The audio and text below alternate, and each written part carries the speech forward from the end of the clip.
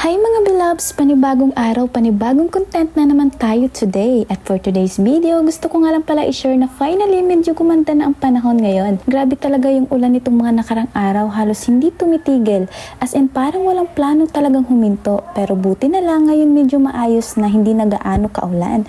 Kaya perfect time to magchika-chika muna tayo mga beloveds. Pagpasensyahan nyo na nga pala mga beloveds kung medyo maingay ang aking paligid gawa ng mga aso. Hayaan nyo na kasi lagi naman talaga silang ganyan maingay. Ngayon ko nga lang pala na voice over ito kasi hindi ako nakapag voice over kanina pero kaninang maga pa tong video na to guys. At ayan nga pala pagkatanghali ng mga oras na yan ay pinadalhan ako ng McDo. Hala, sino kayo? Sino kayo nagpadala? At ibo-voice over ko na nga lang pala to guys para hindi nyo marinig ang aking pinagsasabi dyan habang kumakain ako. Hala, sino ka dyan? Bawal nyo marinig kasi chika ko yun sa sarili ko kasi ako lang dito mag-isa at ako lang din ang nakakaintindi sa sarili ko at ako lang din kakausap sa sarili ko. Hala, sino ka dyan? Malungkot nga pala ako sa mga oras na yan kaya may nagpadala ng McDo sa akin guys, kaya wag nyo nang pansinin lahat ng mga pinagsasabi ko kasi nagrarant ako dyan. Hala, sino ka dyan?